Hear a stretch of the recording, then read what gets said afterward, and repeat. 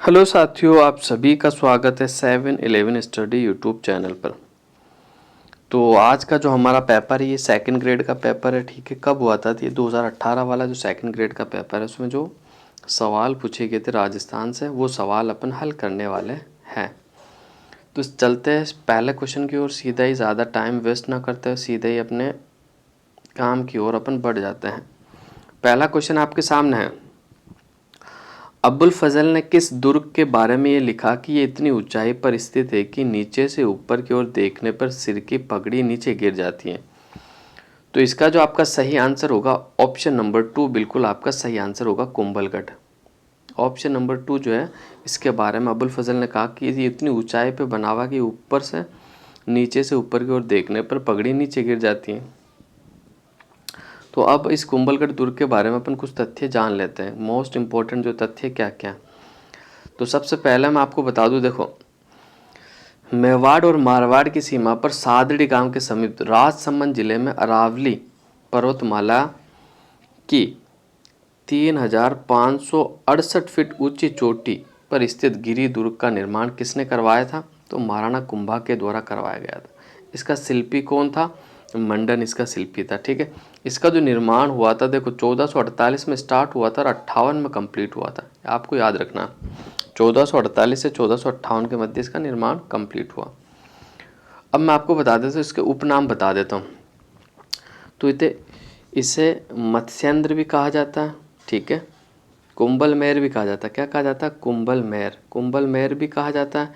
इसके अलावा कुंभल कर भी कहा जाता है। मेवाड़ मारवाड़ सीमा का प्रहरी कहा जाता है। मारवाड़ की छाती पे उठी हुई तलवार भी कहा जाता है। मेवाड़ की आग के नाम से भी जाना जाता है। मच्छेंद्रपुर के नाम से भी जाना जाता है। कुंभल मेरू के नाम से जाना जाता है। कमल मीर के नाम से भी जाना जाता है। कमल मीर के नाम से भी जाना जाता है। तो ये सभी नाम है जो कि कुंभलगढ़ के उपनाम है। अब अपन बात कर लेते थे ये कौन सी चोटी पे बना हुआ था। ये जरगा चोटी पे बना हुआ। जैसे कुंभलगढ़ दुर्ग अरावली श्रृंखला की जरगा, हेमकूट, नील, हमवद, गदमादन के मध्य स्थित है। और इस दुर्ग के बारे में अबुल फजल का कथन तो मैंने आपको बता दिया क्वेश्चन में।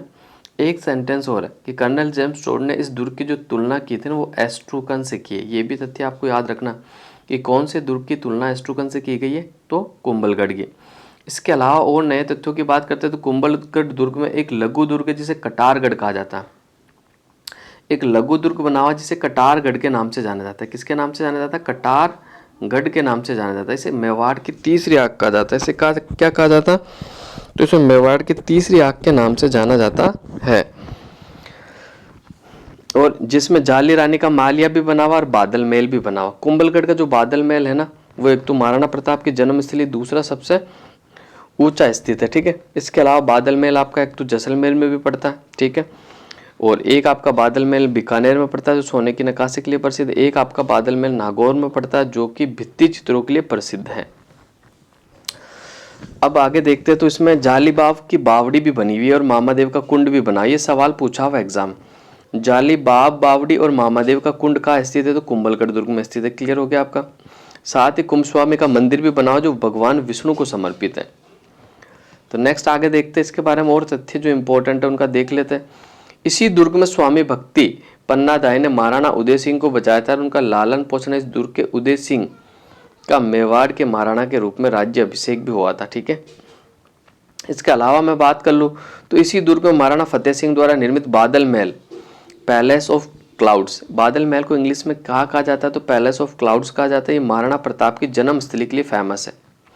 ठीक है, और गोगुंदा में अपना राज तिलक होने के बाद महाराणा प्रताप ने कुंभलगढ़ से ही मेवाड़ का प्रशासन संभाला था। इसी दुर्ग में हल्दी घाटी युद्ध की तैयारी यानी परियोजना यानी योजना तैयार की थी। इसके अलावा मैं बता दूं तो 1578 में इस किले पर सर्वप्रथम शाहबाज खां का अधिकार हुआ था भाई। ठीक है, 1578 की बात है। कुंभलगढ़ पर शाहबाज खां जो कि अकबर, मुगल बादशाह अकबर का सेनापति था, उसका अधिकार हो गया था। इसके अलावा मैं बात कर लूँ तो कुंभलगढ़ दुर्ग में हाथिया गुड़ा की नाल स्थित है। इसी किले की तलहटी पर पृथ्वीराज सिसोद यानी उड़ना राजकुमार की 12 खंभों की छतरी बनी हुई है। इसके अलावा एक इम्पोर्टेंट तथ्य है कि इस दुर्ग की जो दीवार है वो 36 किलोमीटर तीर परकोटे से सुरक्षित घिरा हुआ है, इसीलिए अंतर्राष्ट्रीय रिकॉर्ड में भी दर्ज है। इसलिए इसे भारत की महान दीवार के नाम से भी जाना जाता है। क्यों? क्योंकि 4 घोड़े एक साथ दौड़ सकते, इतनी चौड़ी है दीवार। इसके अलावा संकट काल में मेवाड़ के जो महाराणा थे उनकी शरणस्थली था ये। इसके अलावा देखो कुंभलगढ़ दुर्ग के उत्तर की तरफ एक पैदल रास्ता जैसे टूटिया का होड़ा, पूर्व की तरफ जो हाथी गुड़ा की नाल में है उसमें जाने का रास्ता उसे कहते हैं दानी बेटा, और दुर्ग के पश्चिम में जो रास्ता है उसे कहते हैं टीडाबारी। क्या कहा जाता है? टीडाबारी। तो एग्जाम में सीधा आएगा कि टीडाबारी, दानी बेटा और टूटिया का होड़ा क्या है? तो ये कुंभलगढ़ में प्रवेश करने के रास्ते हैं। अब अगले क्वेश्चन की ओर बढ़ जाते हैं गाइस। इसका अपना पोस्टमार्टम कर लिया। 25 मार्च 1948 को घटित राजस्थान संघ में निम्नलिखित में से देशी रियासतों का कौन सा समूह सम्मिलित नहीं था? बड़ा अच्छा शानदार सवाल पूछा। देखो क्या पूछा कि सम्मिलित नहीं था। देखो कोटा, बूंदी, झालावाड़, शाहपुरा ये तो शामिल था। डूंगरपुर, बांसवाड़ा, प्रतापगढ़, टोंक ये भी शामिल था। कोटा, बूंदी, किशनगढ़, शाहपुरा ये भी शामिल था। लेकिन उदयपुर, देखो ये दूसरे चरण की बात कर रहा है, जबकि उदयपुर का जो एकीकरण हुआ था वो तीसरे चरण में हुआ था। कौन से चरण में हुआ था? तीसरे चरण के अंदर हुआ था। इसलिए ऑप्शन नंबर 3 आपका बिल्कुल सही आंसर हो जाएगा। ठीक है। इसके अलावा मैं इस चरण की बात कर लूँ तो इस चरण का जो गठन हुआ था 25 मार्च 1948 को हुआ था। इसमें कुल इकाइयाँ कितनी थी? तो इकाइयाँ कुल 10 थी। इकाइयाँ कितनी थी? कुल 10 इकाइयों का एकीकरण हुआ था। उसमें से 9 तो रियासतें थी आपकी और एक आपका ठिकाना था। कौन सा? कुशलगढ़ बांसवाड़ा वाला। ठीक है। इसके अलावा इस चरण के अंदर जो राजधानी बनाया था वो कोटा को बनाया था। किसे बनाया? कोटा को राजधानी बनाया था। राज प्रमुख जो बनाया था भीम सिंह कोटा को बनाया था, जबकि उपराज प्रमुख जो बनाया था मारावल लक्ष्मण सिंह को बनाया था। और प्रधानमंत्री इस चरण का जो था गोकुल लाल असावा था, इनका संबंध शाहपुरा से था। और उद्घाटन किसने किया इस चरण का? तो एनवी गॉडगिल ने किया था। किसने किया? एनवी गॉडगिल। अब इसके अलावा देखो अगर आपको ये 9 रियासतें याद नहीं रहती तो इसकी छोटी सी मैं आपको ट्रिक बता देता हूँ, याद रखना आपको। ठीक है। कीको, झाड़ू, कीको, झाड़ू, परसाटो। कीको, झाड़ू, परसाटो। कीको, झाड़ू, परसाटो। कीको, झाड़ू, परसाटो। की से आपका किशनगढ़ हो जाएगा, को से आपका कोटा हो जाएगा, जा से आपका झालावाड़ हो जाएगा, डू से आपका डूंगरपुर हो जाएगा। ठीक है। इसके अलावा मैं बात कर लूँ तो प्रे से आपका प्रतापगढ़ हो जाएगा, शाह से आपका शाहपुर हो जाएगा, टो से आपका टोक हो जाएगा। अब कौन सी रियासत आपकी बच गई है? तो कीको, झाड़ू, परसाटो,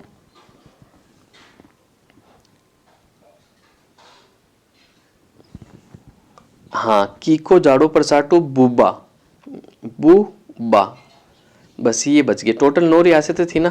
तो की से किशनगढ़, को से कोटा, जा से झालावाड़, डू से डूंगरपुर हो जाएगा, प्रे से प्रतापगढ़, शाह से आपका शाहपुरा, टा से टोक, बू से बूंदी और बा से बांसवाड़ा।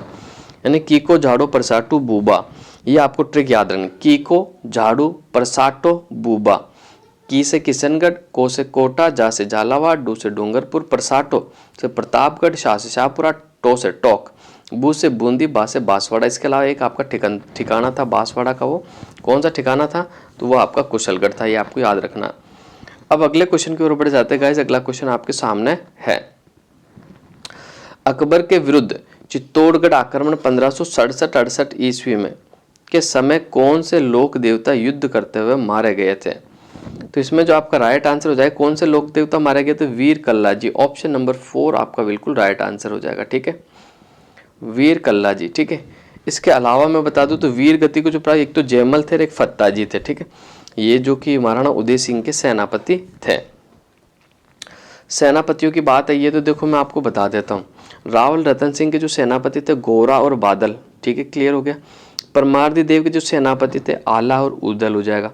उदय सिंह के सेनापति जयमल और फत्ता सिसोदिया हो जाएगा आपका। ठीक है। और हमीर के जो सेनापति थे वो कौन थे आपके? एक तो भीम सिंह, एक धर्म सिंह, एक रतिपाल और रणपाल, ये भी आपके हमीर सिंह के थे। ठीक है। इसके अलावा मैं बात कर लूँ तो देखो एक तो आपके थे सिवाना के सातल देव, उनके जो सेनापति कौन थे? तो भावले पवार थे। जबकि जो अपने कानड़ देव थे चौहान शासक जालोर के, उनके जो सेनापति थे वो दैया बीका थे। तो ये सारे क्वेश्चन आपको याद रखने हैं। सारे सेनापति मैंने एग्जाम में जो बनते वो आपने बता दिया है। नेक्स्ट इसके बारे में अपन और बात कर लेते हैं। जैसे कि ये जो अकबर ने आक्रमण किया था ना चित्तौड़गढ़ पर, उदय सिंह के काल में किया था। उदय सिंह के कार्यकाल की मैं बात कर लेता हूँ तो 1540 से 1572 है। 1540 से 1572। ठीक है। इससे पहले देखो 1540 में एक युद्ध हुआ था। वो युद्ध कौन सा युद्ध था? मावली का युद्ध। कौन सा युद्ध था? मावली का युद्ध 1540 में, जो कि उदय सिंह और बनवीर के मध्य हुआ था, जिसमें उदय सिंह विजयी रहा था। ये आपको याद रखना। इसके अलावा और इम्पोर्टेंट तथ्य मैं आपको बता देता तो 1559 में उदयपुर बसाया था। किसने बसाया था? महाराणा उदय सिंह ने बसाया था। इसके अलावा महाराणा उदय सिंह ने उदय सागर झील का निर्माण भी करवाया। उदय सागर झील का निर्माण किसने करवाया? महाराणा उदय सिंह ने। इसके अलावा मैंने आपको बता दिया तो जब 1567-68 में अकबर का जब आक्रमण हुआ था तो उदय सिंह, महाराणा उदय सिंह गिरवा की पहाड़ियों में चले गए थे और नेतृत्व जयमल और फत्ता सिसोदियों को सौंपकर वो चले गए थे। चित्तौड़गढ़ का तीसरा शाखा था। कौन सा शाखा था? तीसरा शाखा था, ठीक है, जिसमें जयमल ने कल्ला राठौड़ के कंधों पर बैठकर युद्ध लड़ा था। इसलिए कल्लाजी राठौड़ को 4 हाथों वाला लोक देवता भी कहा जाता है, चतुर्भुज भी कहा जाता है। फिर अकबर ने चित्तौड़ पर अधिकार भी कर लिया था। यह लगभग 30,000 लोगों का नरसंहार भी करवाया था अकबर ने। कल्लाजी राठौड़ जो कि एक लोक देवता है, इन्हें 4 हाथों वाले लोक देवता इसलिए कहा जाता है कि इनके कंधे पर बैठे थे कौन? इनके कंधे पर जो बैठे थे वो बैठे थे कल्लाजी राठौड़। 2 हाथ इनके, 2 कल्लाजी राठौड़ के थे, 4 हाथ, इसलिए इसे 4 हाथों वाला लोक देवता कहा जाता है। इसमें अकबर की एक बंदूक थी जिसका सवाल बना हुआ। कौन सी बंदूक थी? तो संग्राम बंदूक का प्रयोग किया था, ठीक है।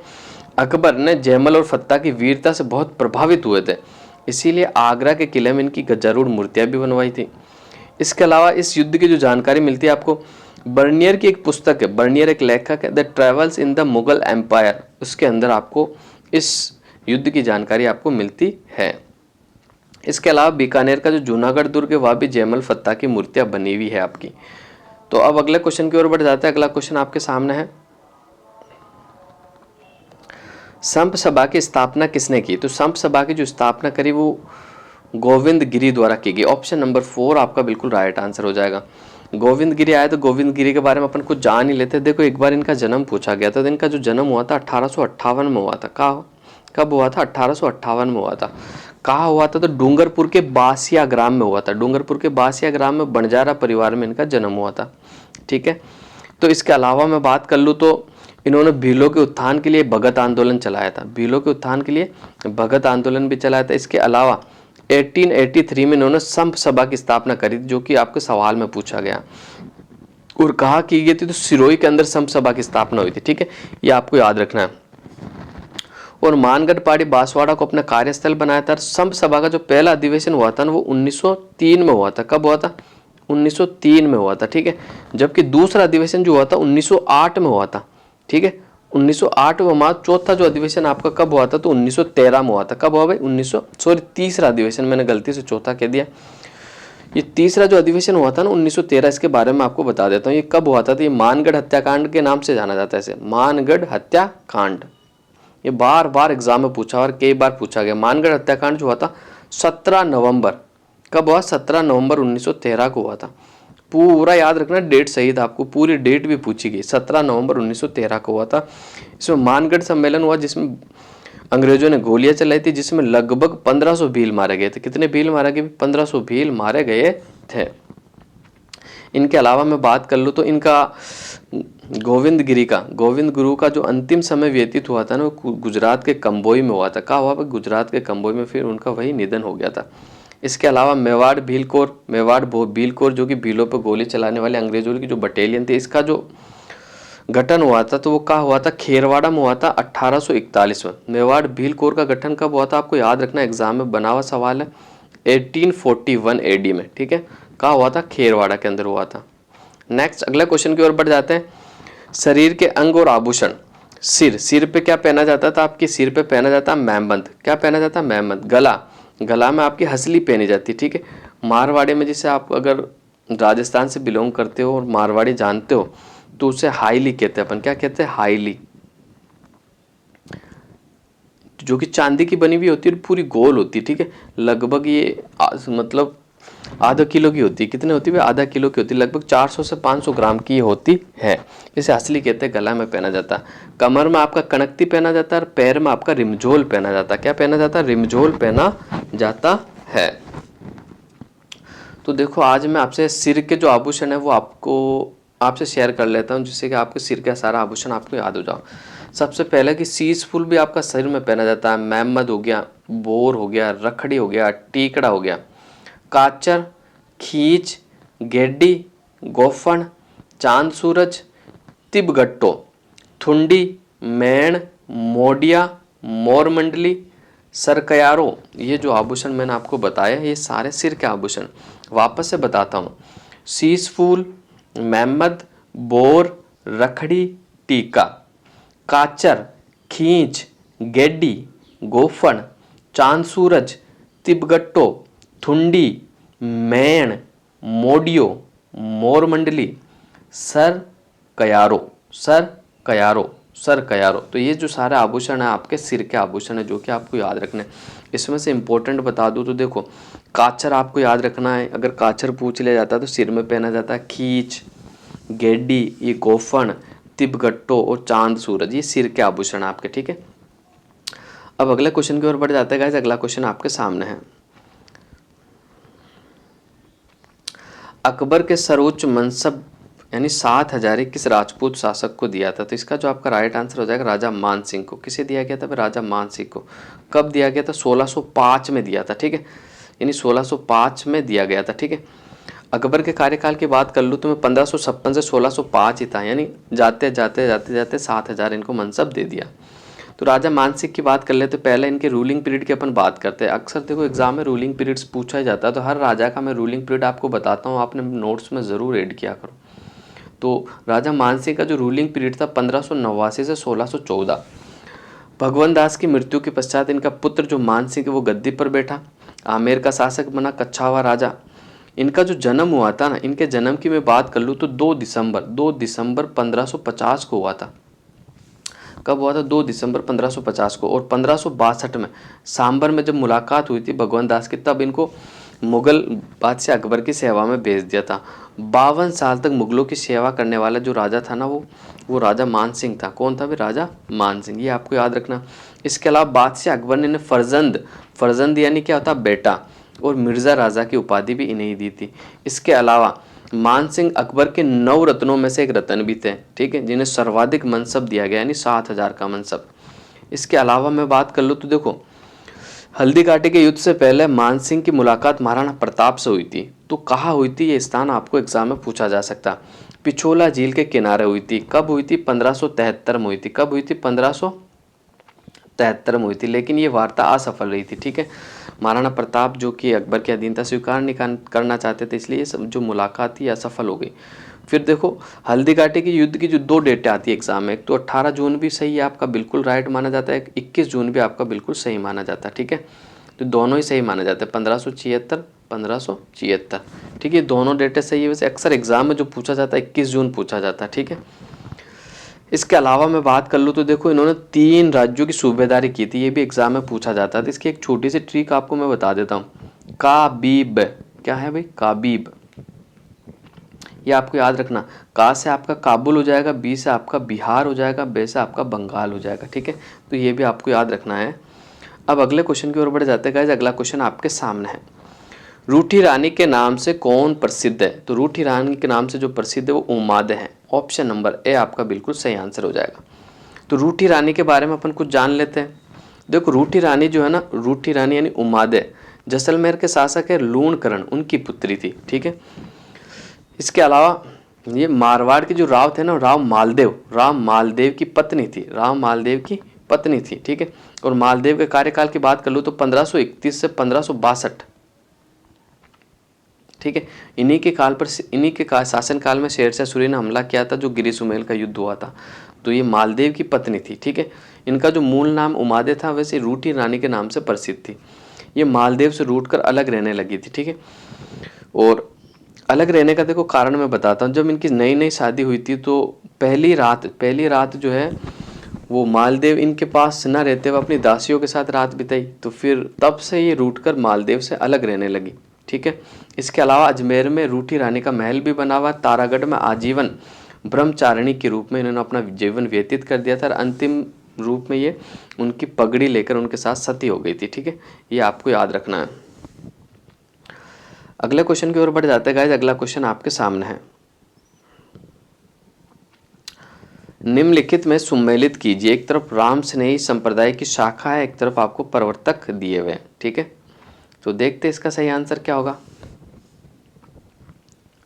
देखो, सिंहस्थल जो शाखा है वो संत हरिराम दास जी की हो जाएगी, शाहपुरा आपकी संत रामचरण जी की हो जाएगी, रैन आपकी संत दरियाव जी की हो जाएगी, खेड़ापा जो आपकी है रामदास जी की हो जाएगी। ठीक है, क्लियर हो गया आपका? बिल्कुल, कोई दिक्कत तो मुझे बता दो।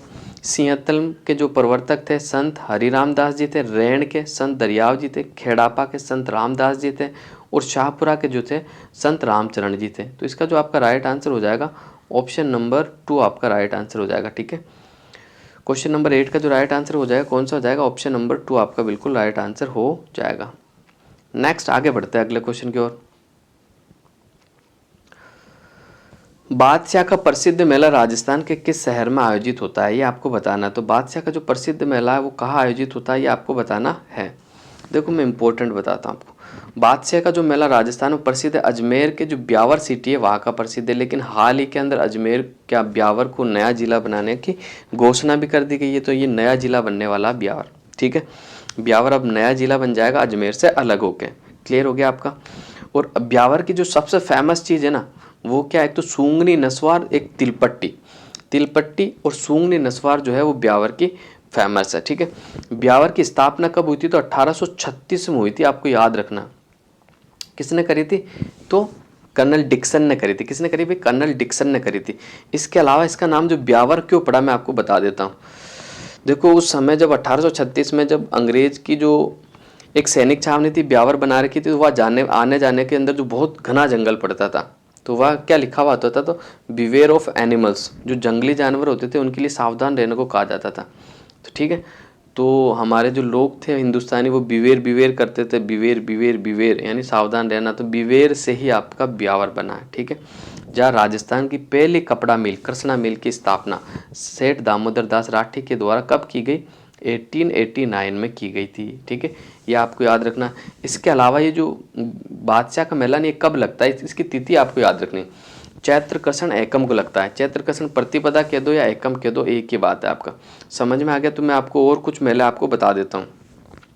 फुलडोल का मेला जो कि राम द्वारा शाहपुरा भीलवाड़ा में लगता है, ये चैत्र कृष्ण प्रतिपदा से पंचमी तक लगता है। धनोप माता का मेला आपका जो कि भीलवाड़ा में लगता है, ये चैत्र कृष्ण एकम से दशमी तक लगता है। शीतला माता का मेला जो कि आपकी सील डूंगरी चाकसू जयपुर में लगता है, चैत्र कृष्ण अष्टमी को लगता है। ऋषभदेव का मेला यानी केसरिया नाथ जी का जो मेला वो धुले उदयपुर में लगता है, चैत्र कृष्ण अष्टमी और नवमी को। इसके अलावा जौहर मेला आपका चित्तौड़गढ़ में लगता है चैत्र कृष्ण एकादशी को। इसके अलावा मल्लीनाथ जी का जो पशु मेला वो चैत्र कृष्ण एकादशी से चैत्र शुक्ल एकादशी के मध्य लगता है। तो ये आपको सारे मेले भी याद रखने हैं जो कि इंपॉर्टेंट थे, मैंने आपसे शेयर कर लिए। अब अगले क्वेश्चन की ओर बढ़ जाते हैं गाइस। अगला क्वेश्चन क्या है? तो अगला क्वेश्चन आपके सामने है,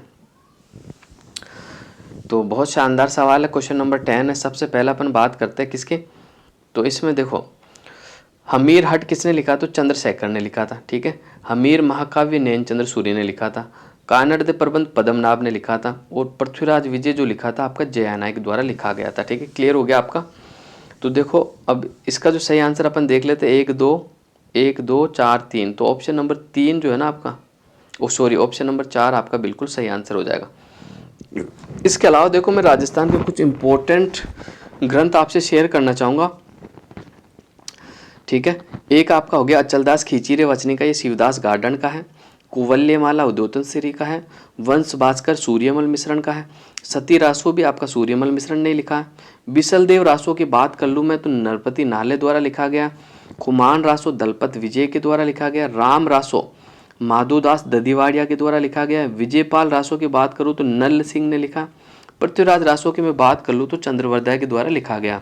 ठीक है, सैनानी और एक रचना चंवरी, इन दोनों के जो रचनाकार है वो मेघराज मुकुल है, ये आपको याद रखना है। इसके अलावा हाला झालारे कुंडलिया के जो रचना ईश्वरदास बारट है। कौन है भाई? ईश्वरदास बारट। इसके अलावा मैं बात कर लूँ एकलिंग महाकाव्य महाराणा कुंभा के द्वारा लिखा गया। प्रबंध कोश जो है राजशेखर के द्वारा लिखा गया है। ठीक है, इसके अलावा अमर काव्य वंशावली रणछोड़ भट्ट के द्वारा लिखी गई। राज रत्नाकर राज विनोद, ये दोनों जो ग्रंथ है भट्ट सदाशिव के हैं। इसके अलावा ढोला मारवाड़ी चढ़पड़ी किसने लिखा था? कवि हरराज ने लिखा था। ठीक है, ये भी आपको याद रखना।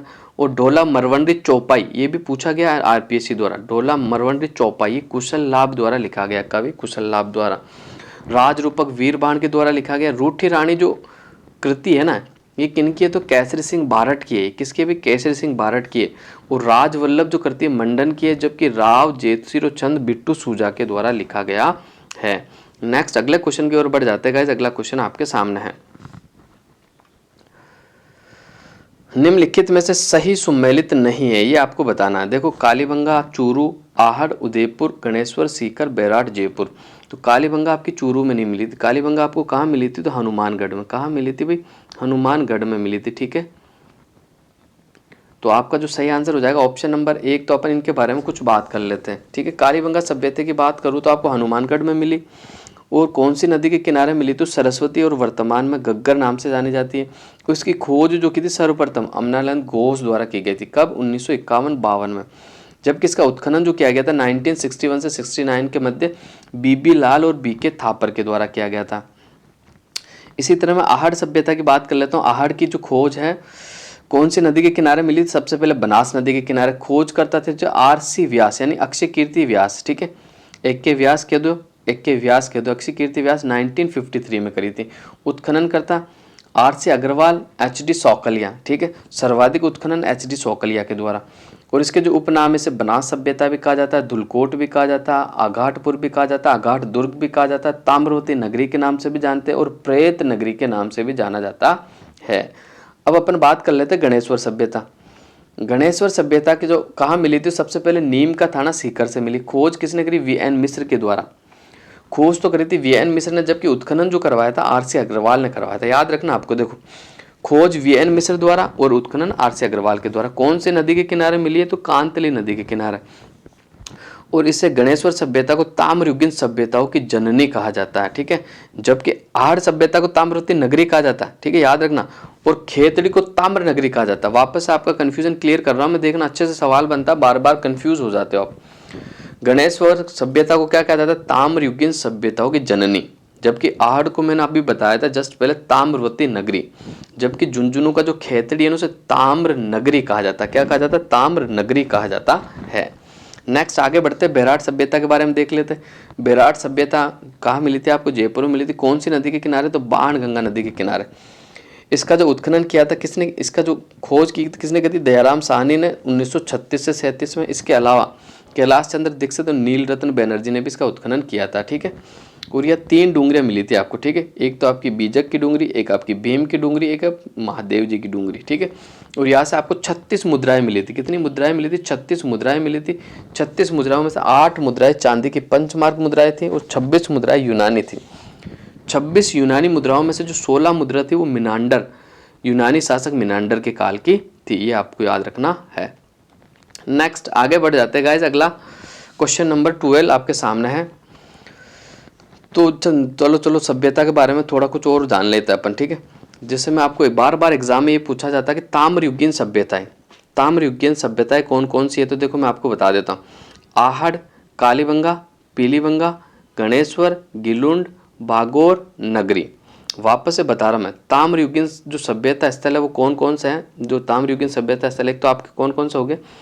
आहड़, कालीबंगा, पीलीबंगा, गणेश्वर, गिलुंड, बागोर और नगरी। इसके अलावा मैं बात कर लूँ लोहयुगीन सभ्यता स्थल जो है राजस्थान में कौन कौन सा है? तो आपका बैराट, रेड, नौ, जोधपुरा और सुनारी, ठीक है। ये आपको याद रखना, बैराट, रेड, नौ, जोधपुरा और सुनारी। तो ये तथ्य भी आप याद रखना। अब अगले क्वेश्चन की ओर बढ़ जाते हैं। छिद्रित मटका जिसमें दीपक जलता है किस नृत्य की विशेषता है? ये आपको बताना है। तो ये जो विशेषता है गुड़ला नृत्य की है। ऑप्शन नंबर 2 आपका बिल्कुल राइट आंसर हो जाएगा। गुड़ला नृत्य के बारे में देखो कुछ जान लेते हैं अपन, इंपॉर्टेंट तथ्य। तो मारवाड़ के जोधपुर में, बाड़मेर में, जैसलमेर में चैत्र कृष्ण सप्तमी से लेकर चैत्र शुक्ल तृतीया तक गुड़ला का त्योहार मनाया जाता है। वैसे इसकी जो रियल तिथि एग्जाम में पूछी जाती है वो चैत्र कृष्ण अष्टमी पूछी जाती है, चैत्र कृष्ण अष्टमी, ठीक है। ये देखो जोधपुर के अलावा बाड़मेर में भी मनाया जाता है और जैसलमेर में भी मनाया जाता है, ठीक है। इस त्योहार में होता क्या? तो बालिकाएं ज़्यादा उत्साहित रहती है। ये त्योहार बालिकाओं के लिए ही है। गुड़ला होता है जैसे घड़ा होता है, मैं आपको बता देता हूँ। इस तरह का आपका घड़ा होता है, ठीक है। इसके अंदर छेद होते हैं, ऐसे ऐसे छेद होते हैं ऐसे, और या एक दीपक रख दिया जाता है। क्या रख दिया जाता है? दीपक रख दिया जाता है और वो दीपक जलता रहता है, ठीक है। दीपक जलाकर रख दिया जाता है। इसमें फिर क्या होता है? इसके तहत जो लड़कियां होती है 10 से 15 का झुंड में चलती रहती है। इसके लिए सबसे पहले वो कुम्हार के पास जाकर गुड़ला यानी घड़ा खरीद कर लाती है। उसमें कील की वजह से छोटे छोटे छेद कर देती है, फिर इसमें दीपक जला देती है। और ये त्योहार जो गांव और शहर में लड़कियां शाम के समय एकत्रित होकर यानी घड़ा सिर पर लेकर फिर मोहल्ले में घूमती है, ठीक है। इस तरह ये त्यौहार आपका मनाया जाता है। देखो इस त्यौहार को जो अंतर्राष्ट्रीय ख्याति दिलाने में जो हाथ है उसके बारे में अपन देख लेते हैं। महिलाओं द्वारा किए जाने वाले नृत्य को प्रोत्साहित करने के लिए राष्ट्रीय स्तर पर मंच प्रदान करने के लिए एक तो जयपुर के मणि गांगुली, एक लोक कला मंडल उदयपुर के आपके संस्थापक देवीलाल सामर और जोधपुर में स्थित राजस्थान संगीत नाटक अकादमी के पूर्व जो सचिव थे पद्मश्री कोमल कोठारी का एक महत्वपूर्ण योगदान है, ठीक है। ये तीनों का संबंध इन्हीं से, इनको जो राष्ट्रीय ख्याति इस नृत्य को दिलाई थी। तो अगले क्वेश्चन की ओर बढ़ जाते हैं। अगला क्वेश्चन आपके सामने, इनमें से कौन बिजोलिया किसान आंदोलन से संबंधित नहीं है? विजय सिंह पथिक दूसरे चरण से जुड़े थे, साधु सीताराम पहले थे और माणिक्यलाल तीसरे चरण में। तो ये जो छगनलाल या छगनराज चौपासनी, इनका संबंध बिजोलिया से नहीं है। ऑप्शन नंबर 1 आपका बिल्कुल राइट आंसर हो जाएगा। तो मैं बता दूं ये जो छगनराज चौपासनी यानी ये राजस्थान के जोधपुर में इनका जन्म हुआ था। कहाँ हुआ था इनका? जोधपुर में इनका जन्म हुआ था और ये प्रमुख क्रांतिकारी थे, ठीक है। तो इनकी बात कर लो तो देखो जोधपुर में जो जूनी मंडी में जो पहली बार तिरंगा फहराया था तो वो छगनराज चौपासनी ने ही फहराया था, जहाँ पुलिस की लाठियां भी इन पर बरसाई थी। ये घायल भी हो गई थी, इनको 2 माह की सजा भी मिली थी, लेकिन इन्होंने अपनी क्रांतिकारी गतिविधियों में कोई कमी नहीं कर रखी। 1934, 1940, 1942 में भी छगनराज ने राष्ट्रीय आंदोलन में खुलकर भाग लिया था, जिसके कारण कई बार इनको जेल में डाला गया, कई बार इनको मारा गया, पीटा गया, लेकिन ये देशभक्ति के प्रति पूरे ईमानदार थे। इन्होंने पूरी क्रांतिकारियों का साथ भी दिया था। इसके अलावा जयनारायण व्यास के साप्ताहिक पत्र यानी लोकराज, जो जयनारायण व्यास का जो साप्ताहिक पत्र था लोकराज का जो संपादन का कार्य था वो भी छगनराज चौपासनी वाले ने किया था। तो ये तथ्य भी आप याद रख सकते हो। अब अगले क्वेश्चन की ओर बढ़ जाते हैं गाइस। कांग्रेस के किस अधिवेशन में देशी राज्यों को स्वतंत्रता संघर्ष प्रारंभ करना स्वीकार किया? तो इसका जो राइट आंसर हो जाएगा ऑप्शन नंबर 4, हरिपुरा अधिवेशन 1938। देखो हरिपुरा अधिवेशन कौन सा अधिवेशन था? तो आपको याद रखना है 51वां अधिवेशन था, ठीक है। इसकी अध्यक्षता किसने करी थी? इसकी अध्यक्षता जो करी थी सुभाष चंद्र बोस के द्वारा की गई थी। सुभाष चंद्र बोस ने कितने कांग्रेस के अधिवेशन अध्यक्षता करी? तो देखो एक तो इसकी करी थी, अगला जो हुआ था 1939 वाला, उसमें जो कि त्रिपुरी अधिवेशन की उसकी अध्यक्षता भी करने वाले थे, लेकिन गांधी जी इनके बीच मतभेद होने से इनने अपना इस्तीफा दे दिया था। तो नेक्स्ट अब अगले क्वेश्चन की ओर बढ़ जाते हैं गाइस। मेवाड़ के महाराणा राज सिंह के द्वारा किस राजकुमारी के साथ विवाह करने के कारण औरंगजेब उनसे नाराज था? तो इसका जो आपका राइट आंसर हो जाएगा बिल्कुल चारुमती। ऑप्शन नंबर 2 चारुमती हो जाएगा। चारुमती जो कि किशनगढ़ के राजा मान सिंह की बहन थी, ठीक है। इसके अलावा मैं बता दूं तो मुगल बादशाह औरंगजेब इनसे विवाह करने वाले थे, लेकिन पहले ही विवाह किसने कर लिया था? मेवाड़ महाराणा राज सिंह के द्वारा इनसे विवाह कर लिया था, जिससे वो मेवाड़ महाराणा राज सिंह से नाराज होकर उनसे कई प्रज्ञा छीन लिए और मुगल साम्राज्य में मिला लिए थे। नेक्स्ट अगले क्वेश्चन की ओर बढ़ जाते हैं गाइस। अगला क्वेश्चन क्या है? अगला क्वेश्चन आपके सामने है।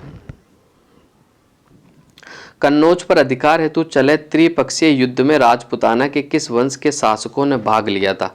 तो 16 का जो आपका राइट आंसर हो जाएगा बिल्कुल गुज्जर प्रतिहार शासकों ने। ऑप्शन नंबर 2 आपका बिल्कुल राइट आंसर हो जाएगा। नेक्स्ट अगला क्वेश्चन देख लेते हैं गाइस।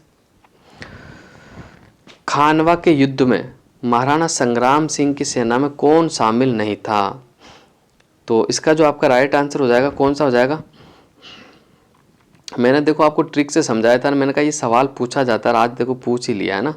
मैंने पहले बताया था आपको कि मैंने जब सवाल करवाए थे तो मैंने कहा था कि आपको कन्फ्यूज़न एक तो हकीम का सूरी एक हसन का मेवाती में होता। तो मैंने आपको बताया था कि कन्फ्यूज़न कैसे दूर करना। महाराणा संग्राम ने जो युद्ध लड़ा था, खानवा का युद्ध लड़ा था, तो खानवा का ने ले लो, ने ले लिया आपने, और हसन खां मेवाती का हसन का ने ले लो।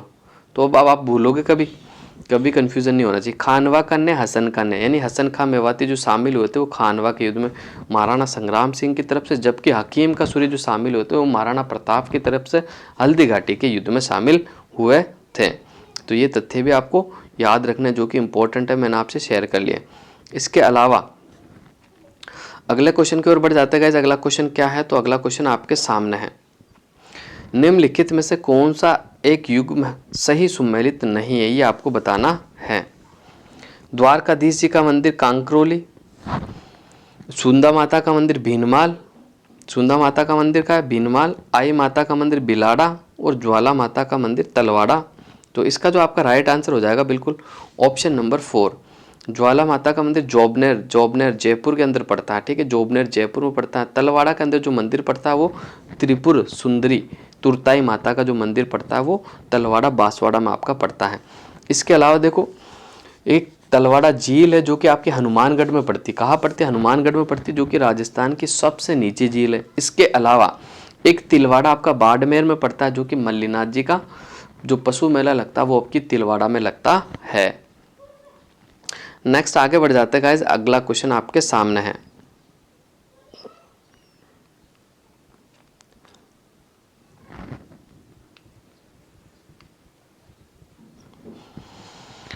विक्रम संवत के अनुसार एक वर्ष में आने वाले निम्नलिखित त्योहारों का क्रम से प्रारंभ से अंत तक जमाना आपको, ठीक है।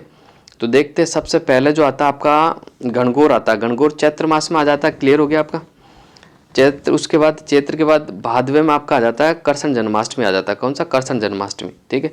कार्तिक में आ जाता है आपका दीपावली और भादवे में आता है आपका भाद्रपद शुक्ल चतुर्थी को आता है गणेश चतुर्थी।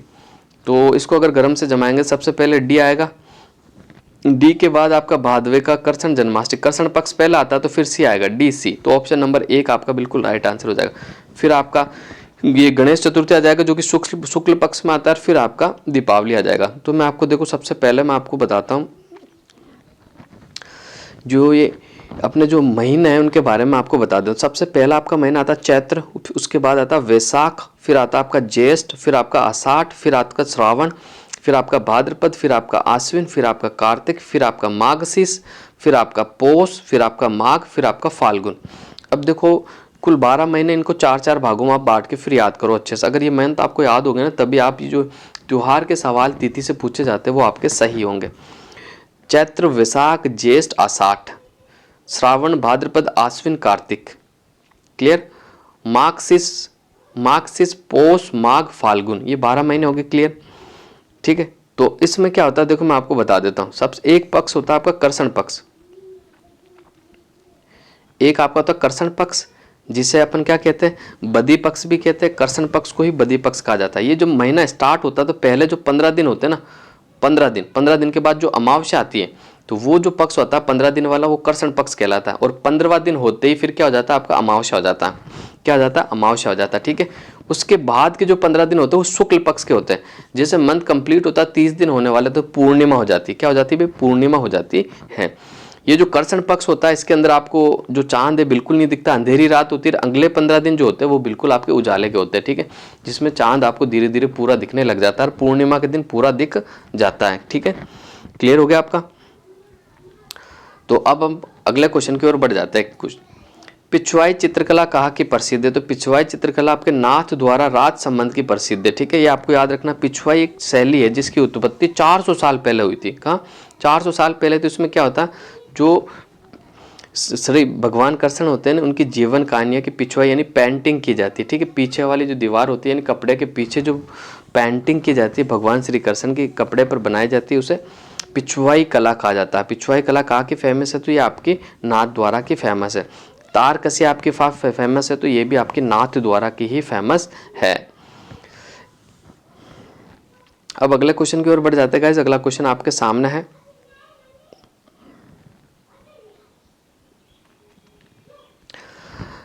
2011 की जनगणना के अनुसार निम्नलिखित में से किसका जनसंख्या घनत्व सर्वाधिक है, आपको बताना है। तो इसका जो आपका राइट आंसर हो जाएगा, कौन सा राइट आंसर हो जाएगा, बिल्कुल आपका ऑप्शन नंबर 2 बिल्कुल राइट आंसर हो जाएगा, पांडिचेरी। पांडिचेरी जो है, पांडिचेरी का सर्वाधिक जनसंख्या घनत्व आपको याद रखना है, ठीक है। पांडिचेरी का जो घनत्व है वो सर्वाधिक है, ठीक है।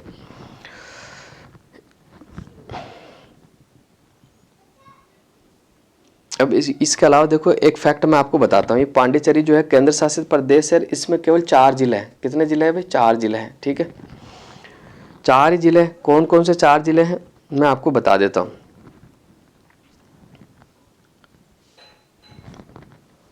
एक तो आपका माहे हो जाता है, एक आपका करिकाल हो जाता है, एक आपका पुडुचेरी हो जाता है और एक और कौन सा जिला आ जाता है इसमें आपका, करिकाल, माहे, पुडुचेरी और कौन सा जिला आता है, एक जिला और आता है जो मुझे याद नहीं आ रहा, ये जो पौंडीचेरी है ना आपका, आप कमेंट करके ज़रूर बताना आपको याद हो तो। ये 4 जिले हैं, मेरे दिमाग में नहीं आ रहा अभी। ये 4 जिले हैं जो पौंडीचेरी के अलग अलग स्टेट में फैले हुए, ठीक है। माहे आपका केरला में पड़ जाता है, ठीक है। पुडुचेरी जो पड़ता है आपका कहाँ पड़ता है, तमिलनाडु में पड़ जाता है। एक आपका आंध्र प्रदेश में पड़ता है, उसका नाम मुझे याद नहीं आ रहा है, तो करिकाल ये या एक और नाम है। तो ये पुडुचेरी जो फैला हुआ है ना, केंद्र शासित प्रदेश, ये 3 राज्यों में फैला हुआ है, ठीक है। ये इंपॉर्टेंट तथ्य आपको याद रखना है। अगर वो चौथा जिला आपको याद आओ तो मुझे कमेंट करके जरूर बताना आप, है ना। अगले क्वेश्चन की ओर बढ़ जाते हैं गाइस। तो अगला क्वेश्चन आपके सामने, बिड़ला सीमेंट वर्क्स अवस्थित है, कहाँ अवस्थित है। तो इसका जो आपका राइट आंसर हो जाएगा बिल्कुल, बिड़ला सीमेंट जो स्थित है आपका चित्तौड़गढ़ में। कहाँ स्थित है भाई, बिड़ला सीमेंट जो स्थित है आपका कहाँ स्थित है, चित्तौड़गढ़ में स्थित है। अब देखो सीमेंट के बारे में आया तो सीमेंट के कुछ तथ्यों के बारे में अपन जानकारी ले ही लेते हैं, जो कि एग्जाम की दृष्टि से इंपॉर्टेंट रहेगी। मैं बात कर लूँ तो पूरे वर्ल्ड में सीमेंट उत्पादन में भारत का दूसरा स्थान है चीन के बाद, ठीक है। और भारत में बात कर लूँ तो राजस्थान का पहला स्थान, पूरे भारत में सीमेंट उद्योग में राजस्थान का प्रथम स्थान है। और राजस्थान की बात कर लूँ तो प्रथम स्थान पे चित्तौड़गढ़ आपका, ठीक है, जिसे सीमेंट नगरी के नाम से भी जाना जाता है। अभी सीमेंट नगरी, राजस्थान की सीमेंट नगरी किसे कहा जाता है, चित्तौड़गढ़ को कहा जाता है। राजस्थान का प्रथम सीमेंट कारखाना जो कि लाखेरी बूंदी में स्थापित किया गया था, ठीक है, एसीसी कंपनी का था, ये भी आपको याद रखना। इसके अलावा मैं बता देता हूँ आपको कुछ, राजस्थान में सर्वाधिक सीमेंट उत्पादन की जो क्षमता वाला कारखाना वो एक तो जेके सीमेंट निम्बाड़ा चित्तौड़गढ़ वाला, कौन सा, निम्बाड़ा चित्तौड़गढ़ वाला है। इसके अलावा देखो मैं कुछ कारखानों की बात कर लेता हूँ जो कि आपको याद रहेगा, कुछ सीमेंट कारखाना है मैं आपको बता देता हूँ। लाफार्ज इंडिया लिमिटेड जो सीमेंट कारखाना है वो आपका भावड़िया चित्तौड़गढ़ में। आदित्य सीमेंट ये भी आपका चित्तौड़गढ़ में पड़ता है। बिनानी सीमेंट आपका पिडवाड़ा सिरोही में पड़ता है। अंबुजा सीमेंट आपका पाली में पड़ता है। बिड़ला सीमेंट आपका खारिया खंगार जोधपुर में पड़ता है। हिंदुस्तान सीमेंट आपका दबोक उदयपुर में पड़ता है। मंगलम सीमेंट मोडक कोटा में पड़ता है। श्री सीमेंट आपका ब्यावर अजमेर में पड़ता है। श्री राम सीमेंट ये रामनगर कोटा में पड़ता है, जबकि बांगड़ सीमेंट जो है आपकी पाली में पड़ती है। और जयपुर सीमेंट कारखाना जो कि आपका सवाई माधोपुर में, कहाँ है भाई, सवाई माधोपुर में स्थित है। तो ये सीमेंट कारखाने थे, ये मैंने आपको सारे क्लियर कर दिए। अब अगले क्वेश्चन की ओर बढ़ जाते हैं गाइस। अगला क्वेश्चन आपके सामने है, राजस्थान का अक्षांशीय विस्तार है। तो राजस्थान का जो अक्षांशीय विस्तार है वो आपको बताना है। तो देखो बहुत कंफ्यूजन वाला सवाल है, बड़ा अच्छे से देखना पड़ेगा। 23 उत्तर से 23 डिग्री 3 मिनट उत्तर से 30 डिग्री 12 मिनट दक्षिण आ गया, यानी गलत हो गया आपका। 23 डिग्री 3 मिनट उत्तर से 30 डिग्री 12 उत्तर, ठीक है। तो ये आपका बिल्कुल सही आंसर हो गया, ऑप्शन नंबर बी। अब यह 23-30 देर का, लेकिन उत्तर लेकिन ये गलत हो जाएगा आपका। तो ऑप्शन नंबर 2 ही आपका बिल्कुल सही होगा। बिल्कुल बारीकी से देखने पर ये सवाल सही होता, नहीं तो आपका सवाल ये गलत होने के पूरे चांसेस है, ठीक है।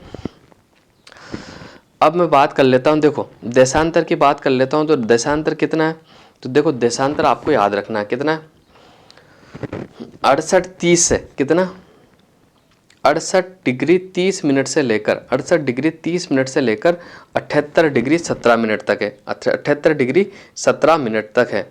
और इसके अलावा देखो मैं इंपॉर्टेंट तथ्यों की बात कर लेता हूँ। तो इंपॉर्टेंट तथ्य मैं आपको बताता हूँ कि राजस्थान का जो कुल क्षेत्रफल है वो 3,42,239 है। कितना भाई, 3,42,239 वर्ग किलोमीटर में फैला हुआ।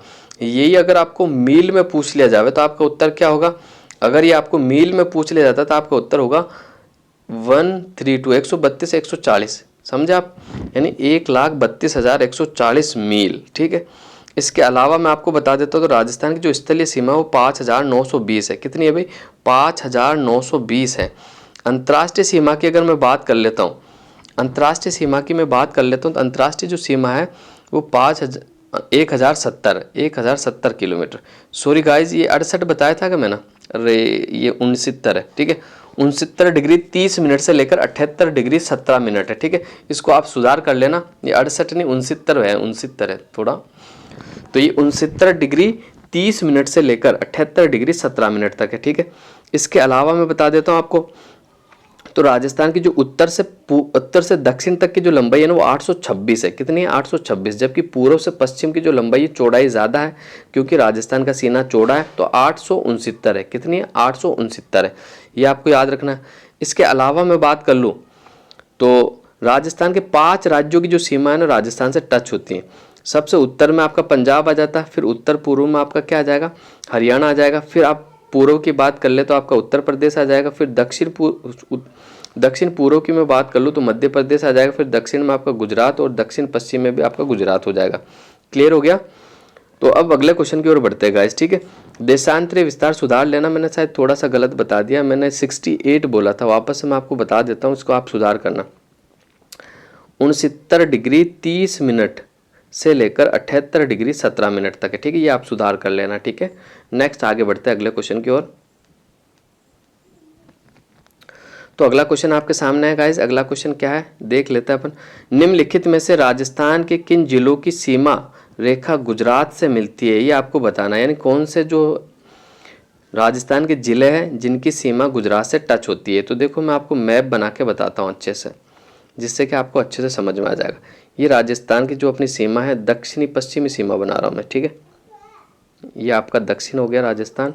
देखो यहाँ से स्टार्ट होता है, सबसे पहले मैं बात कर लेता हूँ। ये राजस्थान का आपका बांसवाड़ा हो जाएगा, ये आपका डूंगरपुर हो जाएगा, डूंगरपुर के बाद आपका ये उदयपुर आ जाएगा, उदयपुर के बाद आपका ये सिरोही, सिरोही के बाद जो आपका आ जाएगा जालोर, जालोर के बाद आ जाएगा आपका बाड़मेर, ठीक है। क्लियर हो गया। सबसे पहले बांसवाड़ा, डूंगरपुर, उदयपुर, सिरोही, जालोर और आपका क्या हो जाएगा, ये बाड़मेर हो जाएगा। अब इसी तरह अगर मैं गुजरात के जिलों की भी बात कर लूँ तो देखो कौन कौन सा हो जाएगा। सबसे पहला आपका आता है कौन सा, दाहोद, दाहोद जो टच होता है वो होता है किसके, बांसवाड़ा के।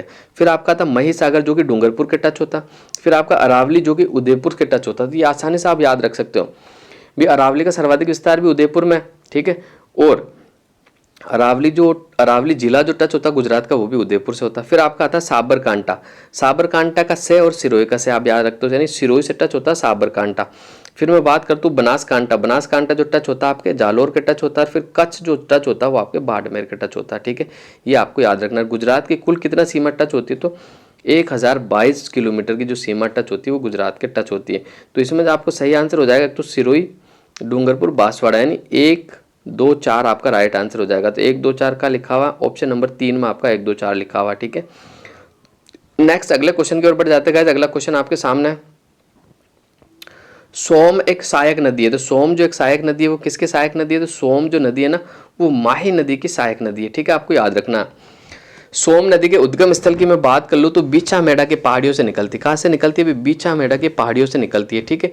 ये नदी उदयपुर जिले की कोटड़ा तहसील से बहती हुई डूंगरपुर जिले के बेणेश्वर नामक स्थान पर नवा टापरा में माही और जाखम के साथ मिलकर त्रिवेणी संगम बनाती है। कौन सा संगम बनाती है, त्रिवेणी संगम बनाती है, माही, सोम, जाखम। इसके अलावा सोम नदी पर उदयपुर जिले में सोम कागदर बांध है, और डूंगरपुर जिले में मैं बात कर लूँ तो सोम कमला आंबा बांध जो बनाया गया है वो डूंगरपुर जिले में बनाया गया। सोम नदी पर उदयपुर में तो सोम कागदर है, जबकि डूंगरपुर जिले में जो है कमला अम्बा जो बांध है आपका, ठीक है, वो कहाँ बनाया हुआ है, सोम नदी के ऊपर बनाया हुआ है डूंगरपुर में, ठीक है। ये आपको याद रखना है। अगला क्वेश्चन की ओर बढ़ जाते हैं गाइस। अगला क्वेश्चन बिल्कुल आपके सामने है, पर्यावरण, विश्व पर्यावरण दिवस 2018 का थीम मुद्दा था, यानी थीम क्या थी आपको बताना। तो 2018 की जो थीम थी ऑप्शन नंबर 3, प्लास्टिक प्रदूषण को परास्त करना, ऑप्शन नंबर 3 आपका बिल्कुल राइट आंसर हो जाएगा। नेक्स्ट आगे बढ़ जाते हैं गाइस। सूची 1 को सूची 2 से सम्मिलित कीजिए तथा नीचे दिए गए कूट से अपना उत्तर चुनिए। देखो जल महल झील जो आपकी पड़ती है बिल्कुल जयपुर में पड़ती है, कहाँ पड़ती है, जयपुर में। पांडुपोल जलप्रपात आपका अलवर में पड़ता है। लूनकरण झील आपकी बीकानेर में पड़ती है। फतेह सागर झील आपकी उदयपुर में पड़ती है। तो इसका जो आपका राइट आंसर हो जाएगा 3, 1, 4, 2, 3, 1, 4, 2, ऑप्शन नंबर 1 में आपका लिखा हुआ, तो ये बिल्कुल आपका राइट आंसर हो जाएगा। नेक्स्ट अगला क्वेश्चन देख लेते हैं गाइज। अगला क्वेश्चन क्या है, तो अगला क्वेश्चन आपके सामने, अगला क्वेश्चन है 2011 की जनगणना के अनुसार भारत का बाल लिंगानुपात यानी 0 से 6 वर्ष का है, ये आपको बताना है। तो जो बाल लिंगानुपात है तो मैं बता देता हूँ आपको। देखो भारत का जो बाल लिंगानुपात है वो 919 है, ऑप्शन नंबर 4 आपका बिल्कुल राइट आंसर होगा, ठीक है, 919 है। जबकि राजस्थान के बाल लिंगानुपात की बात कर लूँ तो 888 है, ठीक है, ये आपको याद रखना। राजस्थान में जो 0 से 6 आयु वर्ग की सर्वाधिक जनसंख्या आपको जयपुर में मिलती है, न्यूनतम जनसंख्या आपकी जैसलमेर में मिलती है। ये सवाल आपका पूछा हुआ है, याद रखना है।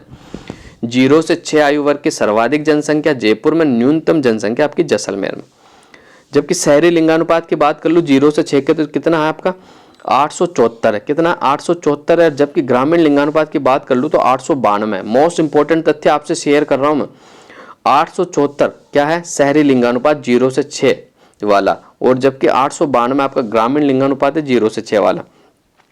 0 से 6 आयु वर्ग का सर्वाधिक लिंगानुपात वाले जिले की बात कर लो तो बांसवाड़ा है। कौन सा है भाई? बांसवाड़ा है। और कितना है? 934 प्रति हजार पर कितना है? 934। ठीक है, ये आपको याद रखना है। जबकि 0 से 6 आयु वर्ग का सबसे कम लिंगानुपात वाले जिले की बात कर लो तो झुंझुनू है। कितना? 837। कितना है भाई? 837। ठीक है, 837 बालिका पर 1000 बालक। इसके अलावा देखो मैं आपको 0 से 6 सर्वाधिक लिंगानुपात वाले 2 जिले बता ही देता हूँ। एक तो मैंने आपको बता दिया बांसवाड़ा 934 है, इसका एक कम है प्रतापगढ़ 933 है। इसके अलावा 0 से 6 आयु वर्ग के सबसे कम लिंगानुपात वाले भी 2 जिले आपको बता दिए। सबसे कम तो मैंने आपको बताया झुंझुनू, और उसके बाद आपका आता है सीकर जिसका कितना 848 है। कितना? 848 है। नेक्स्ट आगे बढ़ते हैं। निम्नलिखित में से कौन सा गोवंश का नस्ल नहीं है? देखो मालवी है, ये भी गोवंश है, अपना राठी ये भी गोवंश है, कांकरेज है ये भी आपकी गोवंश है, लेकिन बागड़ी जो है ना, बागड़ी, ये बागड़ी जो है आपकी ये भेड़ की नस्ल है। कौन सी नस्ल है भाई? भेड़ की नस्ल है। तो ऑप्शन नंबर 4 आपका बिल्कुल राइट आंसर हो जाएगा। कौन सा? ऑप्शन नंबर 4 जो है आपका बिल्कुल राइट आंसर हो जाएगा। ठीक है, बागड़ी भैंस जो कि आपके अलवर में पाई जाती है, इसका चेहरा तो काला होता है। इसका चेहरा कैसा होता है? काला होता है, लेकिन इसका शरीर जो होता है वो बिल्कुल सफ़ेद होता है। इसकी जो बॉडी होती है और इसका जो शरीर होता है भेड़ का, ये बिल्कुल सफ़ेद होता है। मालवी आपके जो कि ये हाड़ौती के पट्टा, झालावाड़, कोटा, चित्तौड़ में पाई जाती है, जबकि कांकरेज आपके जालौर के आसपास पाई जाती है। राठी जो है आपके हरियाणा, हनुमानगढ़ और गंगानगर और चूरू के आसपास जो कि राठी गोवंश पाया जाता है। अगला क्वेश्चन की बात कर लेते हैं गाइस। अगला क्वेश्चन आपके सामने है, पवनों की दिशा में विचलन जिसके कारण होता है वह है। पवनों की दिशा में विचलन जिसके कारण होता है वह है। तो इसका जो आपका सही आंसर हो जाएगा ऑप्शन नंबर 3, परिभ्रमण के कारण। ऑप्शन नंबर 3 है जो आपका राइट आंसर हो जाएगा। नेक्स्ट अगला क्वेश्चन देखते हैं। सूची 1 को सूची 2 से सम्मिलित कीजिए और नीचे दिए गए कूट का उपयोग करते हुए सही उत्तर आपको चुनना है। एक तरफ आपको कटक दिए हुए, एक तरफ आपको महासागर दिए हुए, तो देखते हैं इसका सही आंसर क्या हो जाएगा। देखो चैलेंजर जो कटक है आपका, ये दक्षिणी अटलांटिक महासागर में पाया जाता है। कहाँ पाया जाता है? दक्षिणी अटलांटिक महासागर में। ठीक है, तो इसका 3 उत्तर हो जाएगा आपका। जबकि मैं बात कर दूं अल्बाट्रोस कार्डिलेरा, अल्बाट्रोस कार्डिलेरा जो पाया जाता है, कहाँ पाया जाता है? तो अल्बाट्रोस जो कार्डिलेरा पाया जाता है आपका कहाँ पाया जाता है? बिल्कुल ये आपका पाया जाता है दक्षिण प्रशांत महासागर के अंदर। ठीक है, इसके अलावा मैं बात कर लूँ एजोर द्वीप, एजोर द्वीप जो आपका पाया जाता है ये उत्तरी महासागर में पाया जाता है। क्यूरिल द्वीप जो पाया जाता है आपका उत्तरी प्रशांत महासागर में पाया जाता है। ठीक है, तो ये आपको याद रखना। तो इसका जो सही आंसर हो जाएगा आपका ऑप्शन नंबर 2 राइट आंसर हो जाएगा भाई। ठीक है, ऑप्शन नंबर 2 है जो आपका बिल्कुल राइट आंसर हो जाएगा। नेक्स्ट अगले क्वेश्चन की ओर बढ़ जाते हैं गाइस। निम्नलिखित में से कौन सा एक ठंडे पवन का उदाहरण नहीं है, ये आपको बताना है। तो इसका जो आपका राइट आंसर हो जाएगा ऑप्शन नंबर है जोंडा। ये ठंडी पवनों का उदाहरण नहीं, बाकी बोरा भी आपकी ठंडी पवन है, पंपेरा भी है और मिस्ट्रल भी आपकी ठंडी पवन है। नेक्स्ट अगले क्वेश्चन की ओर बढ़ जाते हैं गाइस। राजस्थान में भामाशाह स्वास्थ्य बीमा योजना के अंतर्गत अधिकतम बीमा राशि कितनी है? तो 33 का जो आपका राइट आंसर हो जाएगा वो बिल्कुल ऑप्शन नंबर 3 लाख। ठीक है, कितनी है भाई? 3 लाख है। ठीक है, कितनी है? 3 लाख। नेक्स्ट आगे बढ़ते हैं। 2011 की जनगणना के अनुसार राजस्थान में ग्रामीण महिला साक्षरता दर कितनी थी? तो ग्रामीण पूछा है, इसने ऑल ओवर नहीं पूछा है। देखो इसलिए मैं आपको सारे तथ्य बताता हूँ, शहरी तथ्य अलग बताता हूँ, ग्रामीण तथ्य अलग बताता हूँ, और जो मूल तथ्य होता है ऑल ओवर वो अलग बताता हूँ। तो इसका जो आपका राइट आंसर हो जाएगा ऑप्शन नंबर 3 45.8। कितना हो जाएगा भाई? 45.8 आपका जो है बिल्कुल राइट आंसर हो जाएगा। अब देखो ये सवाल आया तो जनगणना के बारे में, साक्षरता दर के बारे में थोड़ी सी चर्चा कर ही लेता हूँ मैं आपसे, जो कि आपके लिए महत्वपूर्ण साबित होगी।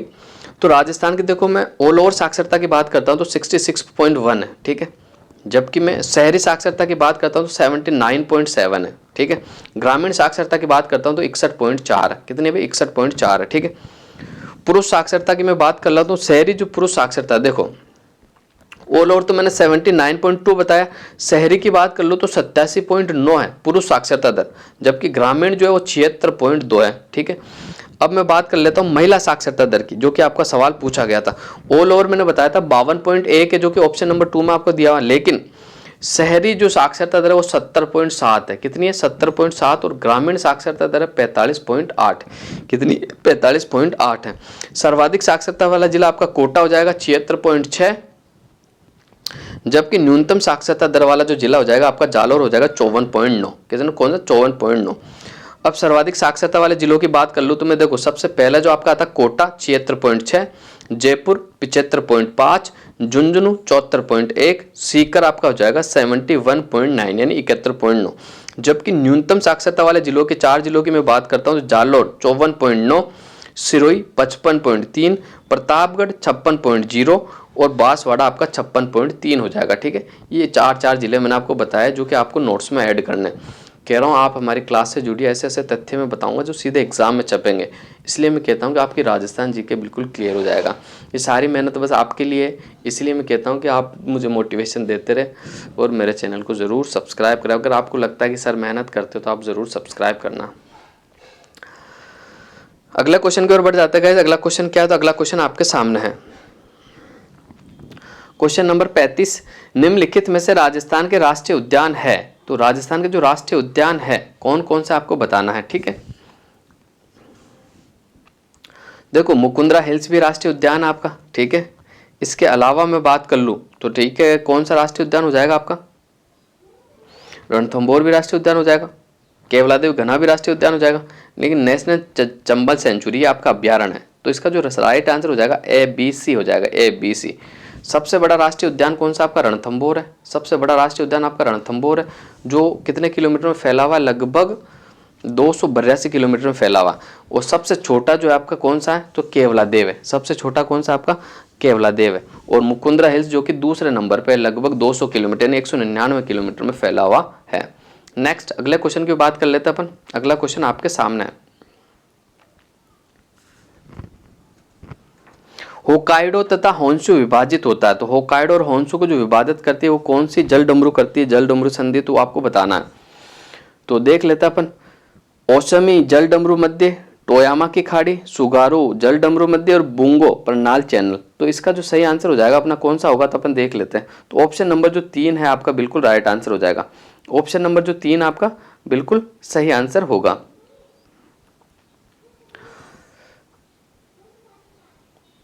देखो इसके बारे में बता देता हूँ। सबसे पहले ऑप्शन नंबर 3 आपका बिल्कुल राइट आंसर हो जाएगा। ये जापान जो है ना, जापान मुख्य 5 द्वीपों पे फैला हुआ है। ठीक है, जैसे एक तो आपका हो गया होकाइडो, एक हो गया होन्शु, एक हो गया शिकोकू, एक हो गया क्यूशु। 5वां छोटा सा द्वीप है, कभी इसको काउंट भी करते कभी काउंट नहीं करते, तो ओकिनावा। कौन सा हो गया, ओकिनावा।